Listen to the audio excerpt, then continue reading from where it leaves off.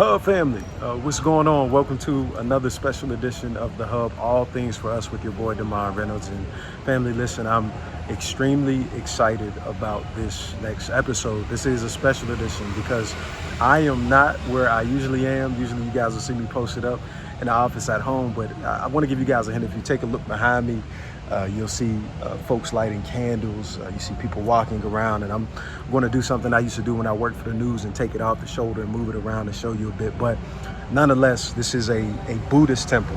Now, just to let y'all know, I'm not Buddhist. Not that it matters, right? But I'm not Buddhist. But I'm so grateful for the people here because they're allowing me to film my content. But I want to be respectful, which is why you got to be quiet.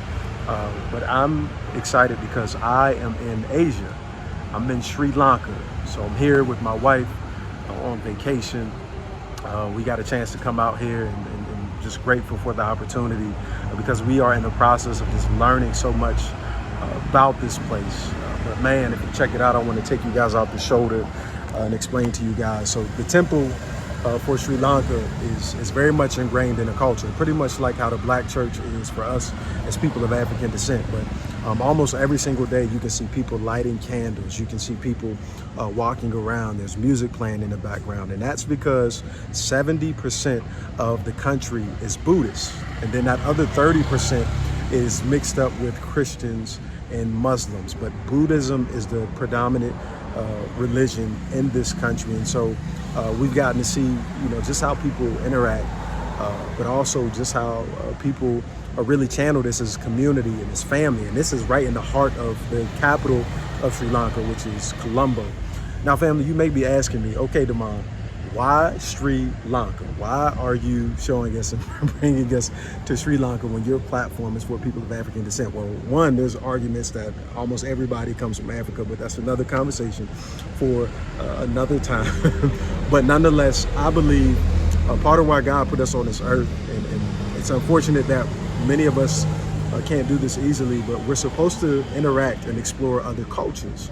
We need to learn about other people because there's always lessons and imprints that we can take away. And so, family, I want to share that with you because during this time, I said, man, as people of African descent, we've been stripped of so much because of slavery, because of colonization. And even here in Sri Lanka, you would learn that the Dutch and the Portuguese played a significant part in their history in a traumatic and tragic way, but not as bad as, of course, as it was for people of African descent. But nonetheless, the folks acknowledge, and some of them are honest. They say, hey, this might have been good or bad, or, they have their different outlooks on it. But I want you guys to know that there's so much to take away. And some of those things, I believe, is some of the traditions, some of the stories that they share. And the fact that I could come to a place and I can eat with my hands and not be judged for it. And so, family, I want to share this time with you because I believe it can be a blessing to your life, but also it's a part of this larger conversation in seeing another culture acknowledge their tradition, uphold their beliefs, but also it should challenge us as people of African descent to go back and do that same and learn our stories and reclaim our history so that we can empower a nation of people to do the very same things that I'm seeing here in Sri Lanka. So without further ado, family, I want you guys to check out this next episode. See y'all soon.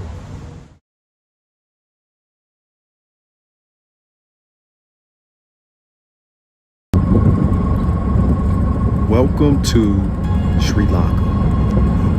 This tuk-tuk leading us into a world outside of the American bubble to a vibrant culture.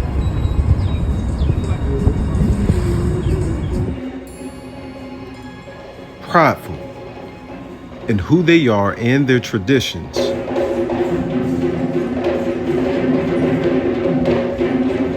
Go on ahead and get your popcorn ready.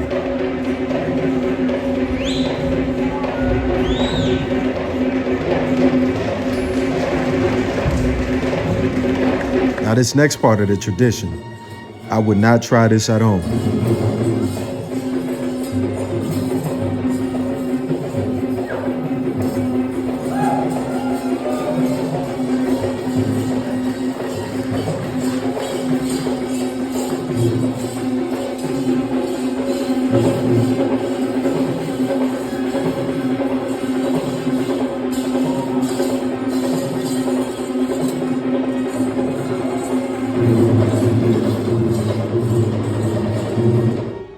Now, Sri Lankans say that the Buddhist religion is taught to them at a very young age, and in fact, it's a part of their education.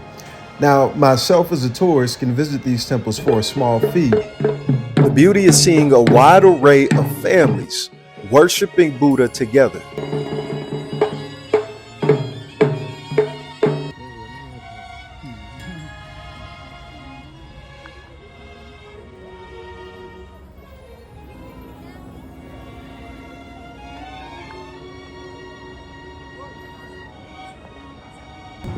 And while America is obsessed with advancing technology, being fast-paced and more, the Sri Lankans thrive off simplicity. Now, this may look unfamiliar, but what's happening now is she's crafting a traditional Sri Lankan dish. This sage proving to us that we don't need electricity or gas, just wood and fire to cook up some of the most amazing dishes. And so with salt. I had to make sure I got a plate.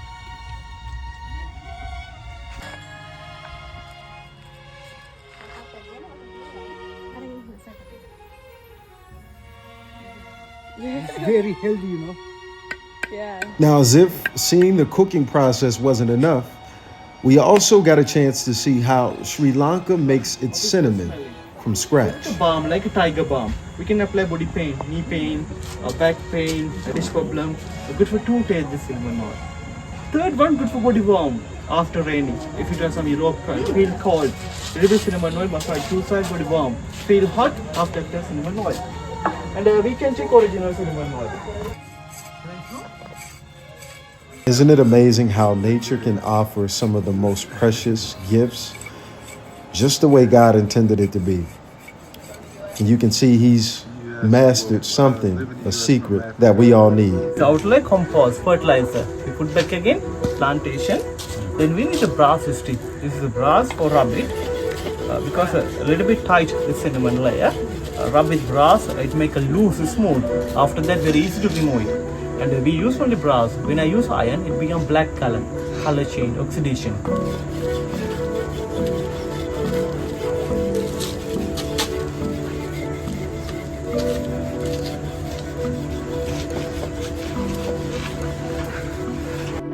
Sri Lankan women can be seen spending time in nature, but this is a mighty task, as this is how they make their money, picking tea leaves for a place that produces the highest quality tea in the world.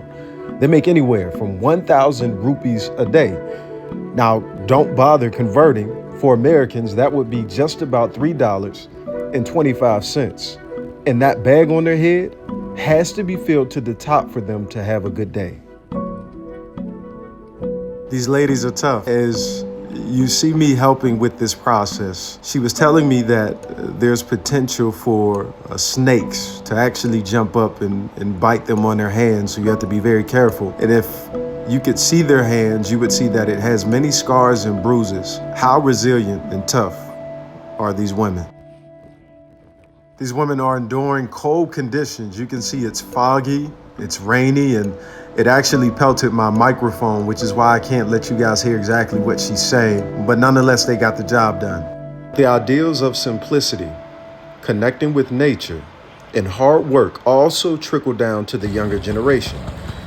The youth are partaking in skills of survival at an early age, an unorthodox way to catch fish, at least to us. But it's something our kids could use.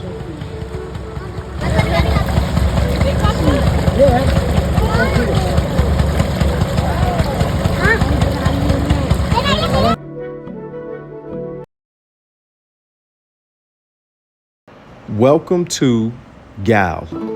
Now, in all honesty, I was a bit shocked upon arriving in this town.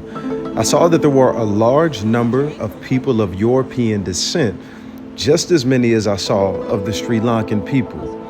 Now, as I explored and I talked with local residents, I learned a bit of the history and why this town looks the way that it does today. Yes, earlier it's Portuguese fort. They came to the Gaul, and after that the Dutch came and they built the fort wall and everything. Wow. So after that, the British took over. So then after that, we got independent in 48. After that, the most of the people are in 40s Sri Lankan. We're not so different, you and I. You see, as I spoke to Prasanna about the history of Fort Gow and how things came to be with the Dutch, the Portuguese, and the British, I couldn't help but think of my own ancestors, of course, who also have encountered colonization and the devastating impacts that this has on people. But not only that, I began to get curious about what residents like Prasanna, as well as others, think of their town today as a result of colonialism. In my free time, I would like to stay golf fort with looking at sunset and looking beach. It's my pleasure, and I think with that I can get the mind relaxing for that. Okay. So with coming to golf fort, I think I can stable for my mind. If I in a stress, I think I will be able to release my mind straight. So Although Yesrika says that Fort Gal is his place of peace, he is not oblivious to its history and its impact on his ancestors. In fact, he says that he laments a lot of the things that happened. it's bad because it's bad. After the war, we free from other countries, Portuguese, Dutchers in 1948. After that, we can grow up as the Sri Lankans because I think we don't need war because we can grow up without war because we are Sri Lankans or other country as they are. We think as an example in India as Indians. Right. So they have their nationality, they have their themselves identity. So I think without war they can maintain their nationalities and other culture as they need. On the other hand, Prasanna says that there were good and bad things that came from colonialism. Oh, that's most of the rules and regulations. Okay. So at that time there is, after that there is no, there are, but it's not documented. Okay. So they documented the rules and regulations, so that we followed that.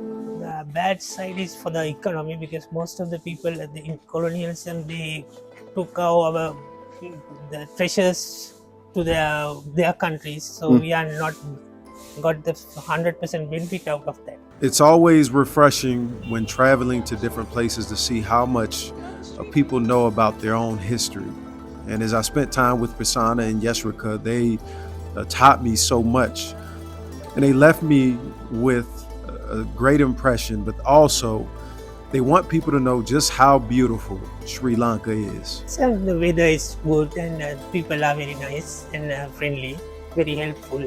I think Sri Lanka is the best country to live for us. There are many problems in Sri Lanka, but in geographically and with other situations, I think Sri Lanka is the best country for us.